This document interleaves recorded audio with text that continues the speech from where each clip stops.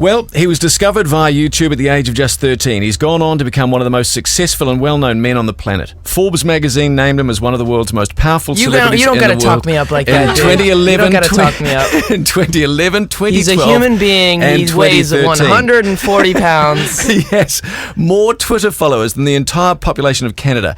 He sold millions upon millions of albums. He's an actor. He has 4 fragrances to his name. He's won 7 American Music Awards, 12 Billboard Music Awards, 12 MTV European Music Awards, 2 Grammy nominations.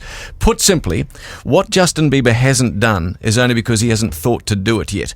It is a pleasure and a privilege to speak with Justin Bieber. Oh man, thank you so much. Well, thank you. I've got to say, I'm probably your only 48-year-old male Belieber fan here.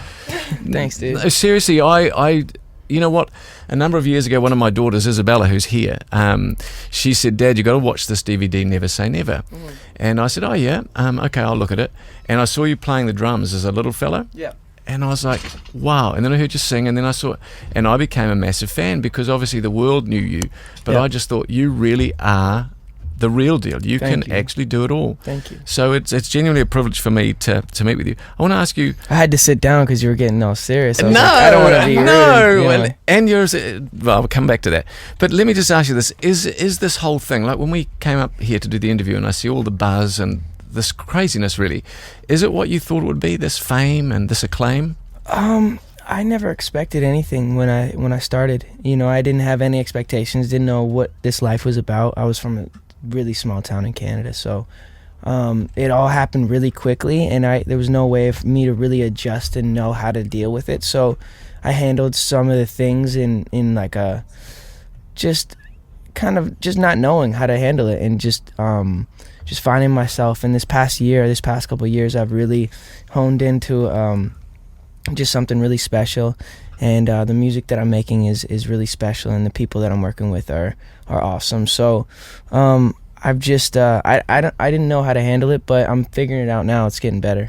You're amazing at it, and I'm not being you. a sycophant. I genuinely think for somebody like you to have had that level of fame and to be so normal. Before the interview started, several people out there said, "Oh, he's so cool, he's so relaxed, you can ask him anything, he'll have a laugh."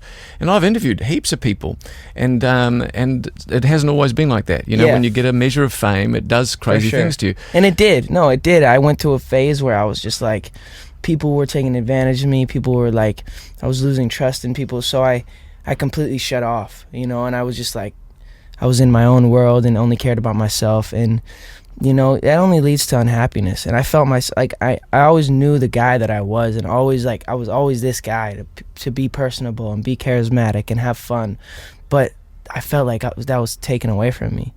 So now I just want to just be the best I can be, and sacrifice some of the things that I want for myself for what people want, because it's not all about you. And once people can understand that, and I think the world will be a way better place.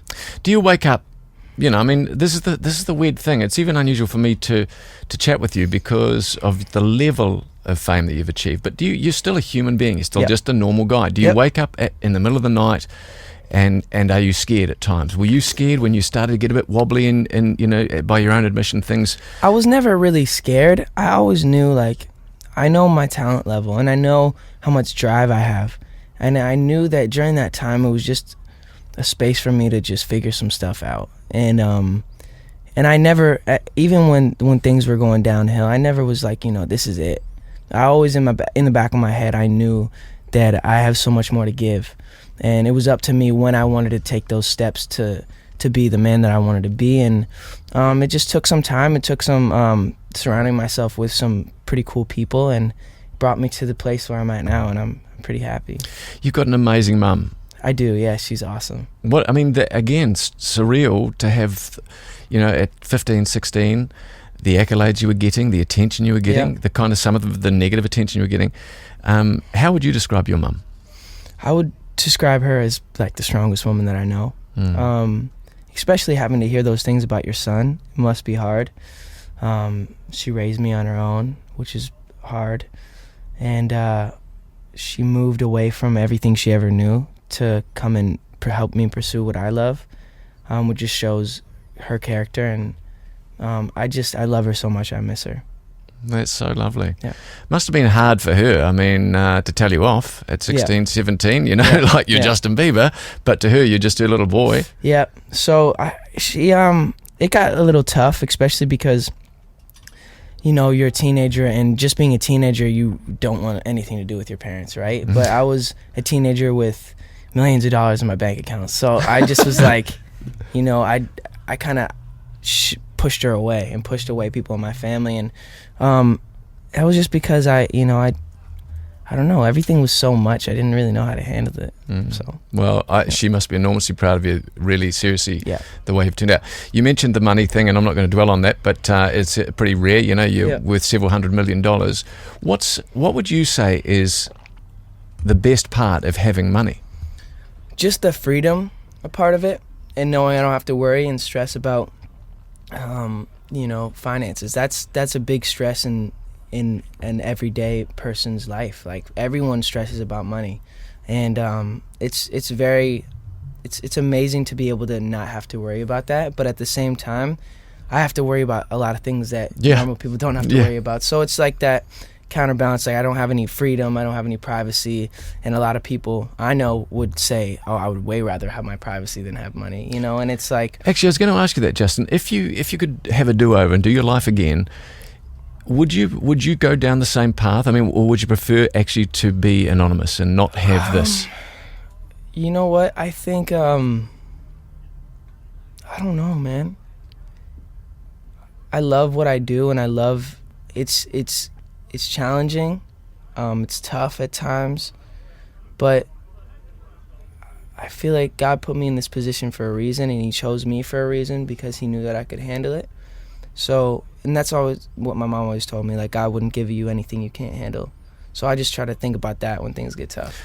I love that, and I'm a Christian, and sometimes in this place of work, I do broadcasting, radio and TV and stuff, and so you say you're a Christian. In New Zealand's a particularly secular country as well, and people bag you, they're sort of like, oh, he's a God bother, he's a Bible basher, whatever it is, or you do some. I read a quote once I thought it was brilliant. It said, Christians are damned on only two occasions: one, when they practice what they preach, and two, when they don't. Which is pretty much all the time. Do you feel it's dangerous? Have you ever felt like, by honouring God and even saying that, people roll their eyes and go, here he goes again? I think that, I think Jesus is a touchy subject as well. I think I don't know, it's crazy because of how much the world is opened up to other stuff in the world, and how closed-minded they are about that. And I think that whatever you believe, you should be able to share that and not feel condemned, or not feel like people are judging you for that. And that's just what I believe, and I'm never the person to throw it in people's face. I'm never the person to be like, hey, you should do this, or you should be this, because I think everyone's on their own journey. But for me, I just, that's what I believe. Perfect. So, I love that. Do you get to a level that you're at where you're immune to criticism, or does it hurt still? I'm not immune. Certain things don't bother me anymore, just because I've heard them so many times. It's just like, hearing it again is nothing new. But there's certain things that I'm like, guys, like, why would you? I don't know. I still get sensitive about it. I loved watching you on the MTV Awards. You sung and you danced. I mean, incredible. And it was absolutely incredible. And of course, everybody's, talked about you dissolving into tears at the end of it. But I don't know you from a bar of soap, would never claim that. But I could see straight away it still means a lot to you to have that reaction from your peers. Meant the world to you. For sure. And a lot of people were thinking, like, was that real? Was that a publicity stunt? And it was genuine. It was a moment for me that was so special, to get that recognition from the people again, to get that recognition from my peers, and to know that all of the work that I've been doing for the past few years is working out for the best. So it's been a good year for me, for sure. I love it. Okay, a couple more quick questions. You got plenty of tattoos now. Yep. What's your favorite tattoo on your body? My favorite tattoo on my body, I'd have to go with, I really like this cross on my chest here. Oh yeah, wow. This cross is really sweet. And then I have... I put that down, my daughter's in the room. This eye is my mom's eye. So... That's beautiful. That's really cool. And then she can see me. No, she can't. Oh. Right? I don't know. Keep the arm bent. Yeah. We're with Justin Bieber. It's a fascinating chat and a fascinating, lovely, lovely man. We're back in a moment, but right now this is Justin Bieber. What do you mean at More? This is More FM. Justin Bieber, what do you mean? And he's in the studio with us. Amazing guy. I'm loving this. Loving this very, very much. Justin, so much has been said about you. I'm just wondering if I can flick through a couple of rumors and you just go true or false, or tell me to naff off. Okay. Okay. Is it stuff that we want to bring back up though? Yeah. This is it's good. It's good rumors. All right, cool. That you and Will Smith are best buddies, and he's your mentor, and you speak to him once a week. I did for a period, and kind of stopped. Still love the guy and stuff, but we just like, he's doing his thing, I'm doing my thing, but he's still an awesome guy. I really look up to him. Brilliant. Your haircuts cost $750 a time. No. Okay, just checking. You're sponsored by Calvin Klein, and you never wear the same underpants twice. That's true. Get out. That's true. Give me your old ones. All right. One of your good friends betrayed you by selling a personal photograph. I won't go into the photo, but they sold it for $40,000. I don't know if that's true or not. I don't think it is. I hope not. You have Kim Kardashian on speed dial. No, I don't. You have a crush on Beyonce. I do. Good. Yeah. You saw me on Dancing with the Stars, and you were delighted when I won it. Very, yes. Yeah, that's true. Thank you, mate. That's true. You speak fluent French? Not fluent, but I speak pretty well. I can understand, and I can speak broken. Could you say anything to me in French? Je peux parler en français. Qu'est-ce que tu fais aujourd'hui? Good enough. Gee, I'm a guy and I nearly fell for you there. And if you weren't a singer, you would be an architect. True or false? I would be a what? An architect. That's what I read somewhere. Yeah. When I was really young, I really liked that stuff. And my dad builds houses and stuff, so I wanted to design the houses and design the buildings and stuff. Cool. Like, we've only got another couple of minutes. Yes, so just very quickly, is there a person in the world that you haven't met yet that if I said to you, you could spend an hour with this person, who would you choose? Ooh. Probably like, an hour with. Dead or alive or what? No, alive. I don't know. Let me take a second here. No, good, take your time. Jim Carrey. Really? Mm-hmm. That's surprising. And has the whole journey for you, the Justin Bieber journey, has it been worth it? I mean, you only know Justin Bieber, it's who you are, but has it been worth it? It has been worth it, yeah. I mean, through it all, I've figured out myself, and I think that if I was back home, who knows what trouble I would have been in, and how, I don't know if I would have got out the same. I've always been a little bit of a troublemaker. And what would you like people to say about you?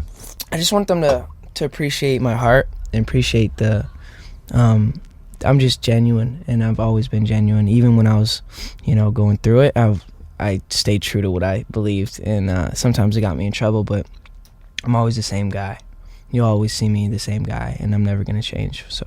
And you know what? I really believe that. Justin Bieber, thank you very, very much for your time. I've thoroughly enjoyed every second of it. Thank you. That is Justin Bieber with Sean Gary. This is More FM.